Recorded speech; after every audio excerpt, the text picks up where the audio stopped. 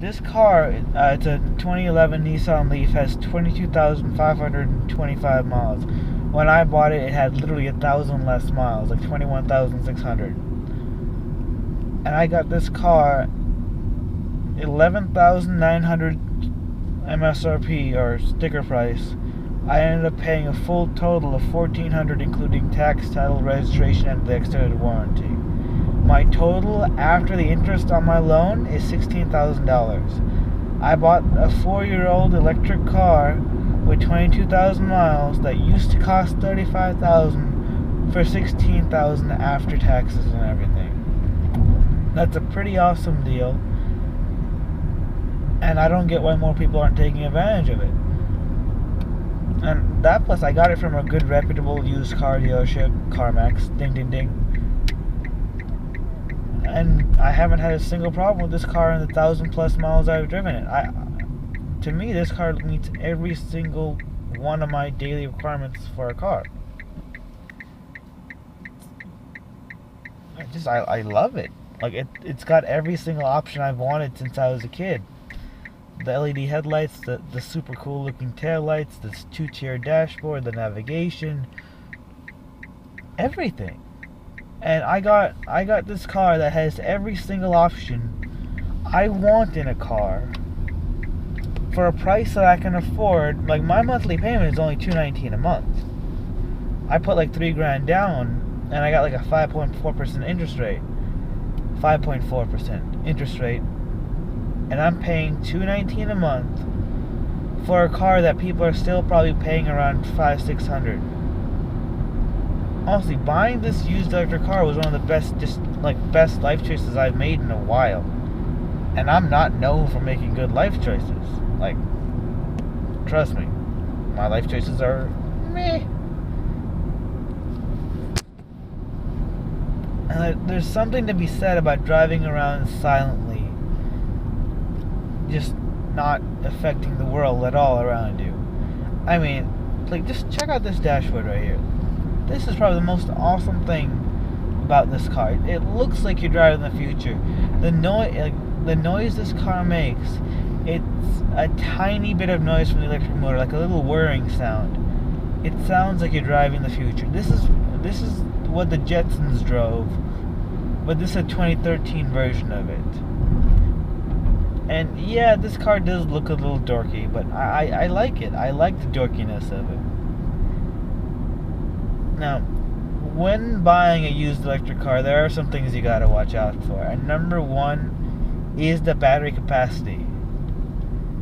As you all know, lithium-ion batteries, or any kind of battery, it diminishes over time. Meaning, once it gets used up, plugged in, recharged, the battery capacity is gone. It lowers.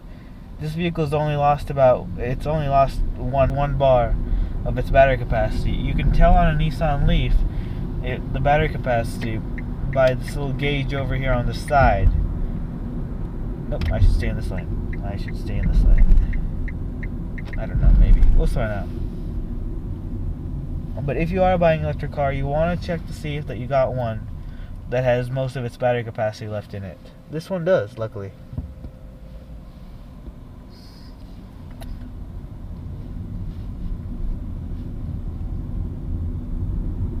And the main reason why I think that these electric cars are so cheap is that there is a bit of a fear when it comes to these batteries. One, everyone's scared, oh my god, will I run out of range? And these cars don't have that big of a fan base to them, or not a fan base. They don't have a broad as appeal as like an F-150 or a Traverse or some random minivan out there. But if you want an electric car, it's a good idea. Like, this car used to be a fleet vehicle. It means it used to belong to a business. They leased it out for a certain amount of years. They took care of it because this car is perfect in almost every way. And then once their lease was up, they gave it back, and now Nissan's trying to get rid of it. Well, by that I mean the car went to auction. It got sold off at auction, and why are those flashing lights behind me? It got sold off at auction for a pretty cheap rate. CarMax bought it and now they sold it to me. And yeah, I'm driving slow right now, but there are lots of cops on this road and I cannot afford another speeding ticket at all. After driving this car now, I look at every other car on the road. If it's not electric or a plug-in hybrid, I look at it as if it's outdated, like it's old technology. Granted, I would love a Dodge Charger Hellcat, or I would love a supercharged Super Snake Mustang. I would love driving those cars. But for my everyday use, this is the future. An electric car, I'm driving around seamlessly. It doesn't have a notchy, lumpy transmission to worry about. It's only got one moving part in the motor. The car will probably outlast me. And for a daily driver, for your boring, regular, everyday commute, this car is perfect.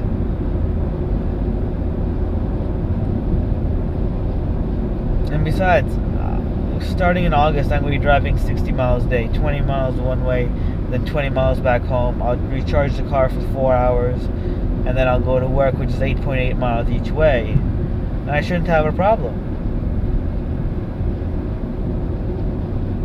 And yes, I am driving an electric car through Las Vegas, Nevada on the 15 on my way home from work.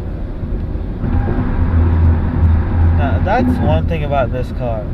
This car is so amazingly quiet that this tire noise on this loud road is mind-numbing. You have to have the radio up. But there are a few little things like that tire noise. And when it's cold outside, you don't want to turn the heater on in this car. You know, because it eats up your battery like crazy. So you want to heat it up while it's still plugged into the wall. And there are those little things that I like to think of as like teething problems. Like, this car is still new technology. It may be 5-6 years old, but it's still the current model. Like, you go to a showroom today, the Nissan Leaf that they'll sell you brand new for $30,000 is this exact same car. They even sell the same color. Well, not the exact same car. The main chassis and stuff is the same. They have done some small changes, like they've added a light underneath the charging door. They've got some new rims on it. The new one has heated seats and steering wheel, which mine does not have. But I live in a desert. I could care less about heated seats and steering wheel. All I want is a good working AC, and this has it. So my summary is, if you're going to buy an electric car, and if you find one cheap like this one, as cheap a price as you did, or like I'm paying, right now I'm paying $11,000 after I put my $3,000 down, at $219 a month for this car, which is perfect for me. It's within my range. Everything is sustainable. I get to drive a car I like. I get to feel like I'm saving the planet. I get to look at every Toyota Prius driver and think of them as a polluting dumbass. I have a higher... Oh shit. Let's stay away from that. Like, this car affords me the ability to annoy Prius drivers like you would not believe. Because my car is greener than a Prius, and I mention that to every single person I know who drives a Prius. So if you want to piss off a Toyota Prius driver, buy an electric car. Honestly, this is like a picture of the future right here. I got my smartwatch and my electric car all linked up to my smartphone. You know, I can turn the AC on in this car while it's charging. So when it's 120 degrees and the inside of the car is like 140 bajillion, from the comfort of my house, I can grab my phone, turn the AC on from my phone, and get into a car that's already cool. There aren't that many cars that can say that they can do that. When I get into my car from my house, my car is not hot. And I parked right outside in the direct Las Vegas, Nevada sunlight. That's pretty amazing. And for that reason alone, this car is worth the money.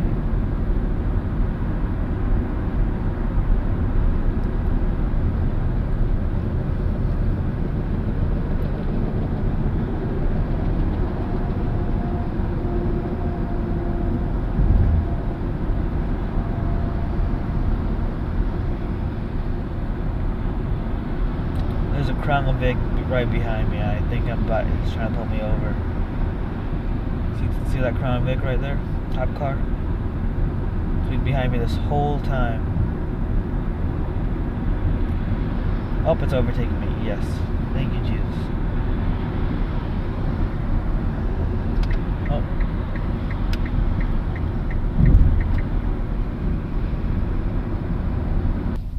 It's got... Look, check this shit. Look at that. Look at that. That's in an $11,000 car.